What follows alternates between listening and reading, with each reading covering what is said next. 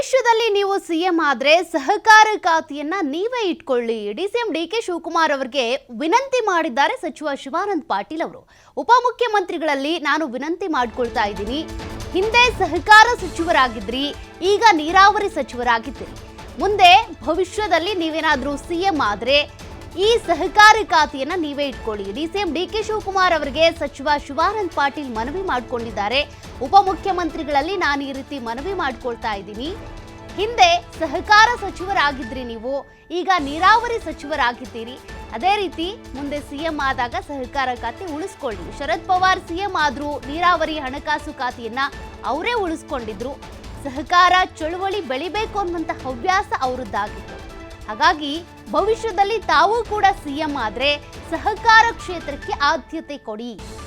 ಬಾಗಲಕೋಟೆಯಲ್ಲಿ ಸಚಿವ ಶಿವಾನಂದ ಪಾಟೀಲ್ ಅವರು ಈ ರೀತಿ ಹೇಳಿಕೆ ಕೊಟ್ಟಿದ್ದಾರೆ. ಮುಂದಿನ ದಿನಗಳಲ್ಲಿ ನೀವು ಸಿಎಂ ಆದಾಗ ಸಹಕಾರ ಖಾತೆಯನ್ನ ನಿಮ್ಮ ಬಳಿಯೇ ಇಟ್ಕೊಳ್ಳಿ ಅಂತ ವಿನಂತಿ ಮಾಡಿಕೊಂಡಿದ್ದಾರೆ.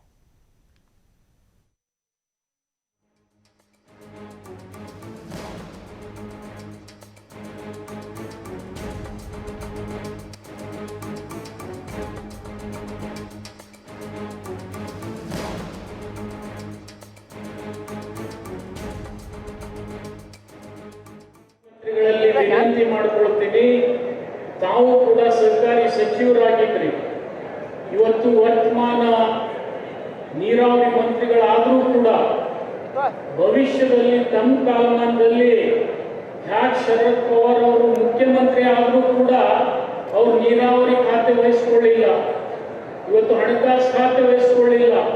ಆದರೆ ಯಾವತ್ತೂ ಸರ್ಕಾರಿ ಸಚಿವರಾಗಿ ಇರ್ತಿದ್ರು. ಕಾರಣ ಸರ್ಕಾರಿ ಚಳುವಳಿಯನ್ನ ಬೆಳೆಸಬೇಕಂತಕ್ಕಂಥ ಹವ್ಯಾಸ ಅವರಲ್ಲಿ ಇರ್ತಿತ್ತು.